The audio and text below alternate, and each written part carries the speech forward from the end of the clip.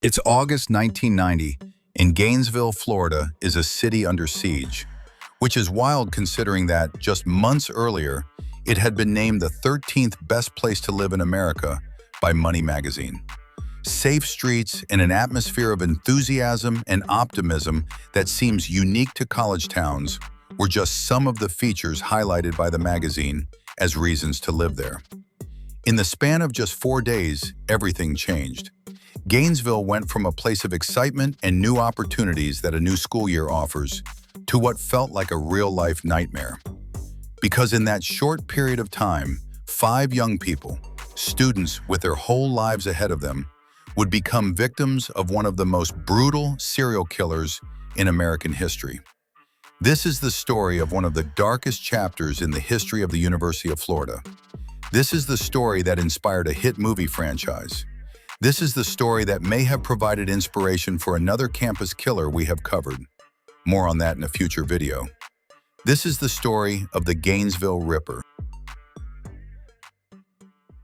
In the summer of 1990, Gainesville, Florida was the picture of a typical American college town. Nestled in north-central Florida, about an hour south of the Georgia border, this city of roughly 85,000 people swelled each fall when students returned to campus. At its heart is the University of Florida, one of the largest and most prestigious universities in the Southeast. With over 35,000 students, UF was known for its rigorous academics, its powerhouse Gator football program, and its vibrant campus life. This was a place where SEC pride ran deep, where orange and blue colored everything from storefronts to students' wardrobes. The areas surrounding campus were quintessential college neighborhoods, tree-lined streets with older homes that had been converted into student rentals, affordable apartment complexes where roommates crammed in to split the rent. It was the kind of place where doors were often left unlocked, where students felt safe walking home late at night, where everyone knew their neighbors. There is something about a college town that just feels safer than other places. Gainesville had that small town feel despite its size. The downtown area was walkable and welcoming. Local bars and restaurants catered to the college crowd. Record stores, coffee shops, and bookstores lined the streets. There was an innocence to this place in this time. Gainesville wasn't immune to crime, of course. No city is. But violent crime, especially against students, was rare enough to be shocking. Parents felt comfortable sending their children here. Students felt safe in their independence. No one could have known that this ordinary college town was about to become the scene of extraordinary horror. That within days, 5 young people would lose their lives in a series of brutal murders that would shatter this community's sense of safety forever.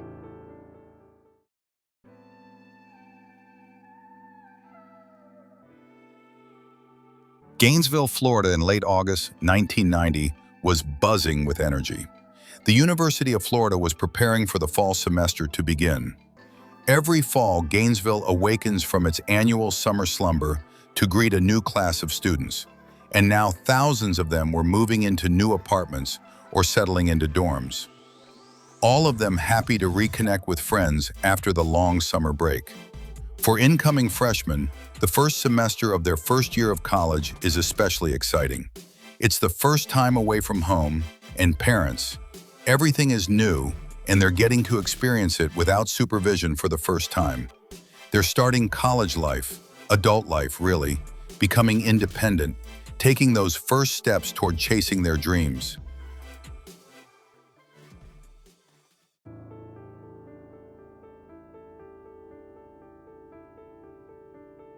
Among those freshmen were 2 young women who'd only recently met, 18-year-old Sonia Larson and 17-year-old Christina Powell.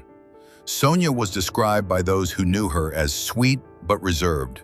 She loved working with children and dreamed of becoming a teacher. Christina, or Christy to her friends, was outgoing and excited about her future. Her high school best friend later recalled how thrilled Christy was to be heading to college and starting the next chapter of her life. The 2 young women had met during the summer and decided to become roommates. They found an off-campus apartment at Williamsburg Village Apartments, a complex just south of the main campus, which was popular with students. Sonia's mother, Ada Larson, later talked about how she was not entirely comfortable with the idea of her daughter living off campus. We looked and looked for a dorm that she could go to because I hated the fact that she was going to be in an off-campus location. But like so many parents that year, she had little choice. The University of Florida does not have enough on-campus housing to guarantee space for all incoming freshmen, and all the dormitories were full by the time they applied. Classes were scheduled to begin on Monday, August 27th, and the two women were settling in, getting ready for their first day as college students. They had no way of knowing that someone was watching.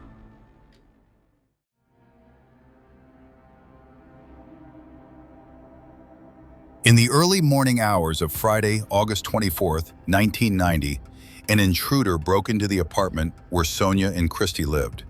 He pried open the back door of the apartment with a screwdriver.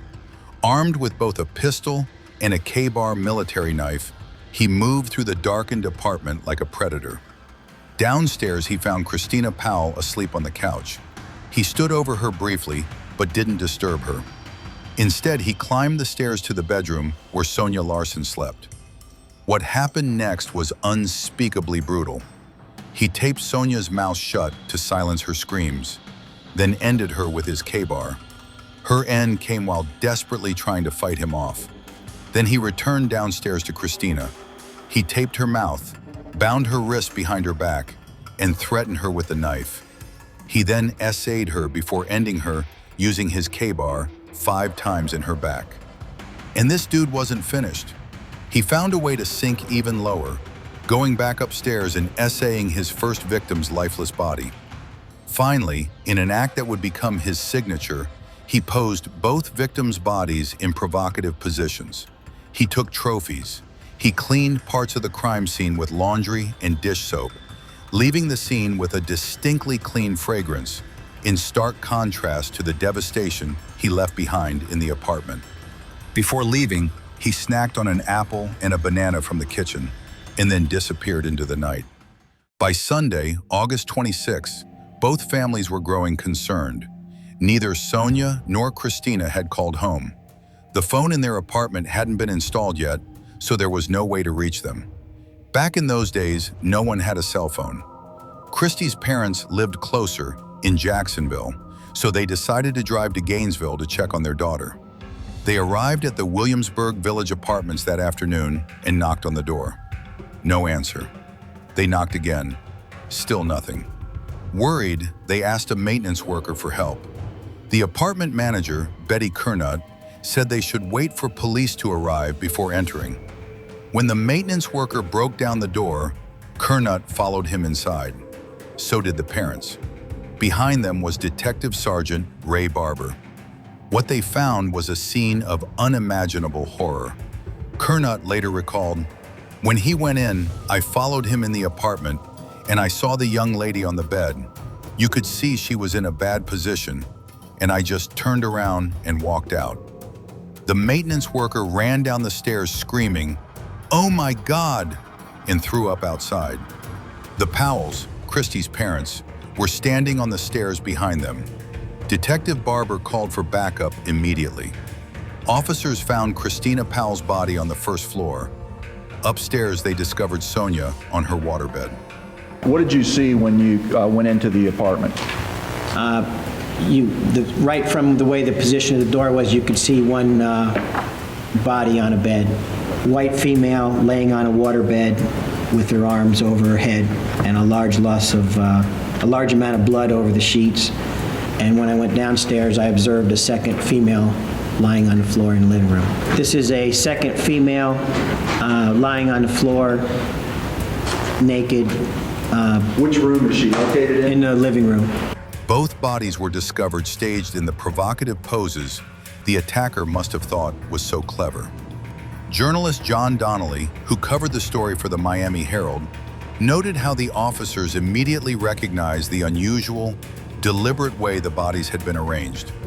Ada Larson, Sonia's mother, later described the moment she learned her daughter was dead. I screamed, and my husband didn't know what was happening. He came out and took the phone. It was just a horrible, horrible day. We just got in the car and headed for Gainesville. She had to ask her husband to pull over on the drive. She stepped out of the car, looked up at the stars, and asked God, why?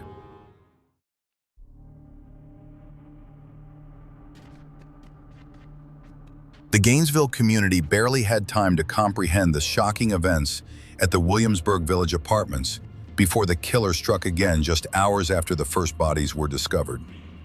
On the night of August 26th, going into the early morning hours of August 27th, 18-year-old Krista Hoyt failed to show up for her midnight shift at the Alachua County Sheriff's Office. Krista was a student at Santa Fe Community College. More than that, she was working part-time at the sheriff's office because she aspired to become a police officer. Her colleagues cared about her deeply. When she didn't show up for work, officers were dispatched to her duplex apartment to check on her. Officer Gail Barber was among the first on the scene. She later said, "I did not want to see that young lady that meant so much to me."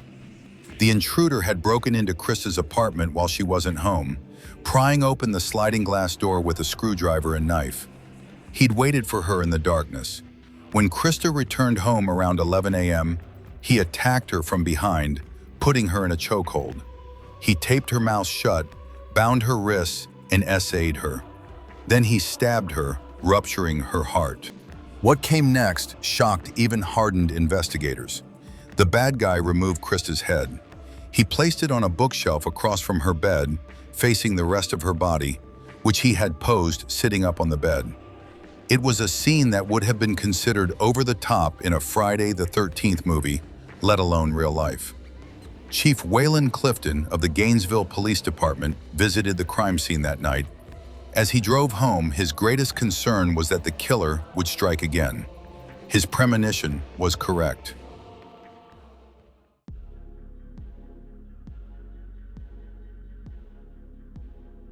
On the morning of Tuesday, August 28th, just 2 days after the first bodies were found, police made another grim discovery at the Gatorwood Apartments.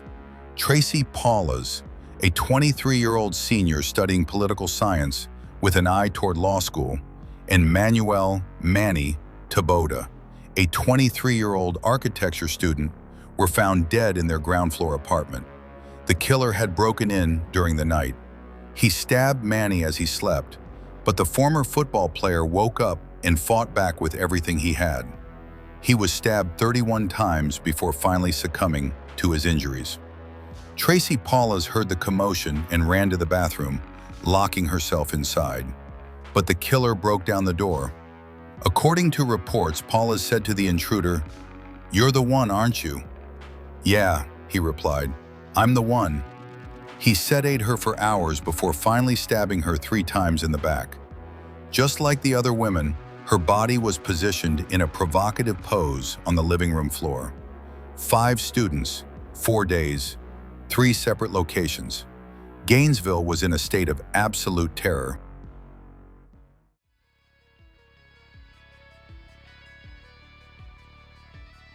Sadie Darnell, then a lieutenant and public information officer for the Gainesville Police Department, later recalled receiving the call on that first Sunday. She'd been at her twin sister's house, planning to have pizza and watch America's Funniest Videos, a normal Sunday evening. Instead, she rushed to a crime scene that would change Gainesville forever. At first, only one local reporter showed up that Sunday evening, Ron DuPont from the Gainesville Sun. He had the distinction of being the first to report what would become a worldwide story. Within days, the media descended on Gainesville from around the world. Darnell and her counterpart from the sheriff's office were doing interviews as early as 5 a.m. and as late as 11:30 p.m. The discovery of 5 bodies in just 3 days made national headlines immediately. Students who just arrived in Gainesville began leaving. Parents pulled their children out of school. The university extended deadlines for adding and dropping classes. They postponed tuition due dates. They offered off-campus residents the chance to move into dorms, where security was being increased. More than 700 students withdrew from the University of Florida, fearing for their lives. I'm going home. Well, because it's just too much going on. I mean, I'm afraid. I'm a freshman. This is my first year, and this is too freaky for me. You know, if he comes on campus, he's crazy enough to, you know, the dorms are protecting them, and we're all having a good security system. We're telling each other where we're going, but what if he does get in? So what made you decide to leave? The last 2 killings. This is enough for me. I am leaving Friday morning. I might leave earlier. It depends on if anything else happens in the next 24 hours. I'm leaving. I have my own car. Who knows what could happen to me or to my friends. We're leaving. I mean, school is important, but it's not my life. It's not going to be my entire life. I'm not going to give up my life for it to risk being here. Well, I have my cat with me because I'm going home to Orlando. I'm going home in like 2 hours away. I'd rather drive home 2 hours than stay at my place alone. It's my first time living in my apartment. I've only been there like a week. I've never lived alone before. Those who stayed began sleeping in groups. I live in dorms, so I feel a little bit more protected by UPD, University Police Department, but we're still staying in big groups and spending the night over everyone's place. I don't know, not till I'm home, I guess. I don't know, maybe it's different being a guy. I don't feel that threatened. Gun stores saw a surge in sales. People who'd never owned weapons before suddenly felt they needed protection. My name is Butch Ford, and I'm the owner of Saps Pawn and Gun. Well, I've had a lot of people come in and ask for mace and stun guns. Mace and stun guns are the only personal protection devices that are allowed by law on campus. Handguns are definitely not allowed on any campus. We've also had the entire community, and when I say that, I mean all types of people, not just students, coming in, purchasing handguns and shotguns. Ron decided she needed to have a gun. Why? The driver's I license? think she just wants to know that she has some protection. She lives alone. What you're doing and why you're doing it? I'm going to get a gun just in case anybody comes into my house in the middle of the night. Is it because of this series of killings? Yeah, that's the reason why. If this wouldn't have happened, I probably would never even thought about it. But the question remained, who was doing this? And would they strike again?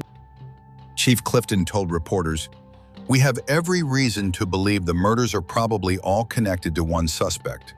Spencer Mann, spokesperson for the Alachua County Sheriff's Department, put it bluntly, "I don't think it takes a rocket scientist to figure out that anybody that commits homicide using mutilation is a pretty sick individual, and it's somebody we want to get off the streets very badly." Comparisons to Ted Bundy were inevitable. Bundy had terrorized Florida State University in Tallahassee just over a decade earlier before he received his capital punishment in January 1989. The 5 students who were butchered, it could happen anywhere, but not Gainesville. But it did happen in Gainesville. And it brings home all the Ted Bundy experiences and all the John Wayne Gacy experiences, all the mass murderers and serial killers. One 18-year-old UF freshman told the Washington Post, "That's what we're all saying. It's another Ted Bundy on the loose, some sicko."